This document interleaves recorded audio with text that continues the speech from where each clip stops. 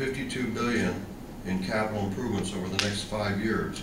With U.S. aviation infrastructure already ranked a dismal 32nd worldwide by the World Economic Forum, this gap threatens to make us even less competitive in the global supply chain. Then another part of that article is back when you're talking about grading Indiana's human capital, the perils of complacency. And in summary, at the end of the article, it reads this.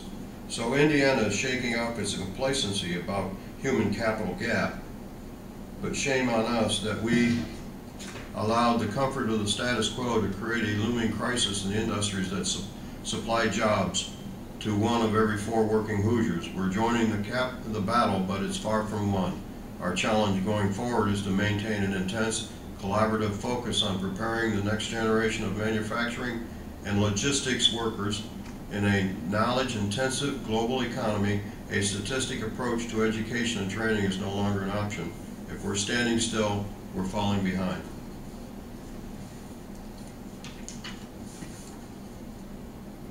The next item for the board's consideration is the terms and conditions for accepting grants has changed since the one that you signed dated March 2011. And I've handed out in advance a copy of the terms and conditions of accepting airport improvement program grants. It's titled such.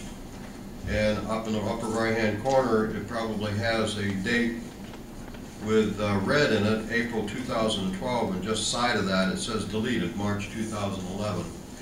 What this is to give you kind of a breakdown, a flavor for what you have originally signed for grants back in 2011 and the changes that is made now for your grant that you'll be signing in 2012. In the red are the changes, corrections to the March 2011, addition, deletions, or corrections, making it consistent with April 2012. I have the original documents for signature if you consider signing the terms and conditions. I'm going to go over, I'm not going to go over every one of them, but I'm just going to go over a couple of them of the major items that have changed since 2011. The first one is identifying a single Audit Act requirement. Basically, you have done that already. Every grant you receive, there is an audit by the State Board of Accounts, and the audit is done at the same time they do the audit books of the entire city of Greensburg. So you have met that. The state of Indiana is your cognizant agency that reviews your books. You can have a separate auditor come in, an accountant, if you may, audit your books if you desire, but it's handled by the State Board of Accounts. I see no need, you need to do a separate audit. So this just clarifies the reasons and the purposes and the requirements of the single audit that you're already doing. And that's on page, on item K, it's, the page numbers didn't show up, did they? On yours, I don't believe there's page numbers showed up on the bottom. Page right there. It's towards the bottom. Towards the bottom. Okay, bottom, you see, okay, yes, I see it now. Page 9 of 32 is what I'm talking about. Item number K. Yeah. It's titled Single Audit Act Requirements. The threshold has, I believe, changed from 1 million and went down to 500,000. Now the next item, you will find that on page 11 of 32. It's called Central Contract Registration and Universal Identifier Requirements. Again, we have, being your grant administrator on these grant projects for the FAA, we have made sure that you have followed those requirements in advance. You are currently doing what this tells you to do. These are requirements so that you can go through a, the next step is that you're going to be e-processing. In other words, through email, you're going to be processing all your payments until you get to the 90% level. At the 90% level, you'll be going through a specific review, not an audit, but a specific review process to finalize your payment through the grant program. This gives you some of the basic parameters to start with to get to that payment process down the road. And we are now also working with the city on getting that payment process. That's the next step. So that area of significance is item number M. Central contract registration and universal identifier requirements starts on page 11 of 32 and carries over to page 12 of 32. Now the next item is basically talking about, and those in the aviation industry know what I'm going to say, through the fence operation. You may or may not have that in the future at this airport. At this point in time, you do not have it. Is a through the fence operation. There's two different kinds of through the fence. One is a residential and another is a non-residential. In other words, a commercial operation going through the fence.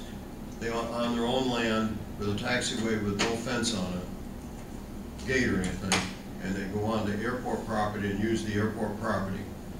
So their commercial operation is on their private property. That's a through the fence operation. And in order to make apples to apples, in other words, a on-airport commercial operation to an off-airport commercial operation, the FAA wants to make it equal in competition. And if they're off the airport, you don't have the controls that you have on airport commercial operation. So they're just trying to make it equal. What this is talking about is warning the airport that you shall not do any through the fence operation without specific implied rules followed by and submitted to the FAA for approval. Now that's the non-resident commercial operation, and it breaks it down into two different categories. One, general aviation, which you're in, and another commercial airport, which some other airports are in, like Indianapolis International. They are not allowed to do through the fence operation. You can do a certain element of through the fence operations. You're allowed. The next one, part of the through the fence operation, is a residential, which has been historically over a number of years frowned upon by the FAA. Since then, Congress has saw fit to direct the FAA to allow certain residential operations off the airport. And this is what happens is that there's a lot of interest in having a publicly funded airport with a subdivision next to it, residential subdivision next to it. And you can look in the Sporty magazine, you can see that. And it's very, very popular out west, extremely popular out west. You have some of those in this area. You can find one over, matter of fact, Sporty's over in Cincinnati has one, residential. And so those have become palatable to the FAA with certain specific restrictions attached to them. So the pre-existing conditions they have allowed as long as they have put certain conditions in, and then the future ones that will be allowed with reservation, with certain restrictions added to them. There's probably more restrictions than what the current grandfather through the fence residential areas are. So that is item number, on page 17, item G, just above 6. Consistency with local plans, just above that, item number G. And then you'll see some additional areas that it talks about it in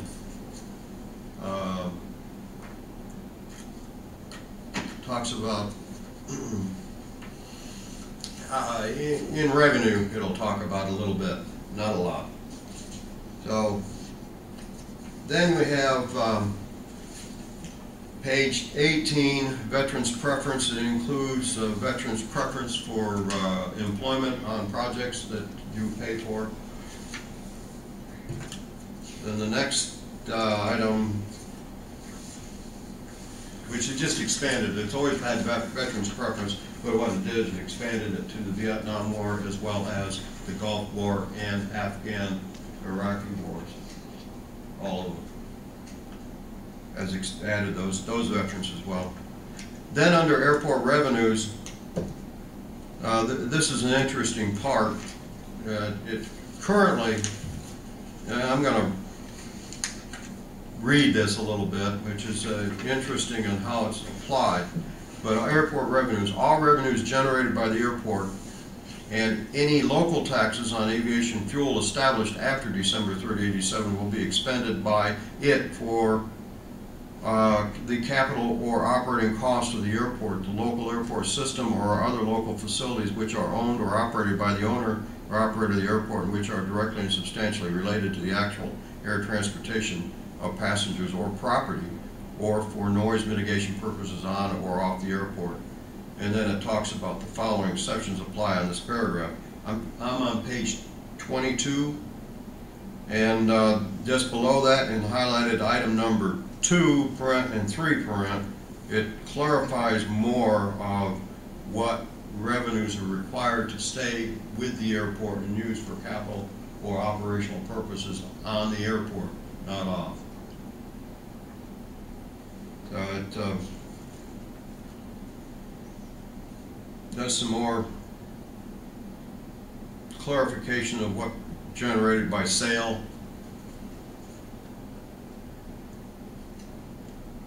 And it also adds something that has not been in the past. It adds underground, the mineral rights. Out in the west in Texas, you've seen a lot of that where they've asked for the mineral rights were to be grabbed from under the airport, especially Dallas-Fort Worth, where they had a lot of mineral rights. It was actually diverted off airport and they had to bring it back to the airport. But that was through certain dissensions, I may say, where it was wanting to be used other than on the airport. So this clarifies not only just on land, but under. Then in page 24, disposable land, it clarifies, adds additional clarity to what and how you reinvest the cost of disposal of land. If you own land and you dispose of it, what happens to it and how you can use that amount of money into what investment or reinvestments on or off the airport. Then additional clarity is in, that's on page 22 or 24. Then it carries for additional clarity of purchases, land purchased under the grant, under item B above. That gives you a little bit more clarity of what the preferences are by the FAA for reinvestment. And the rest of it is pretty much just updating advisory circulars that are current or been canceled and changing those around a little bit. So that's pretty standard. It's been standard over a lot of years. And other than that, there are minor letter changes and deletions or additions. So I'm asking the board's consideration to entertain a motion to accept the terms and conditions of accepting Airport Improvement Program grants dated April 2012. So be it. Second. Roll call, Don? Whipple? Yes. Okay, Horace Reese? Yes. Jim Pruitt? Yes. Bill Estes? Yes. John Dugan? Yes.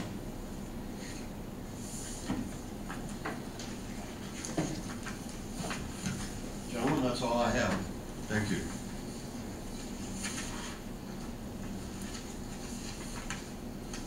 Anybody have anything else they'd like to bring forward this evening? Yeah. From the board or Gene?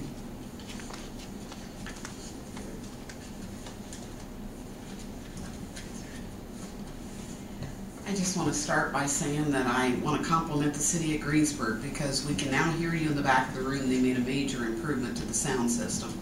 And I would like to ask a question. Can you tell me what the fuel sales for the airport were for the month of June and the month of July?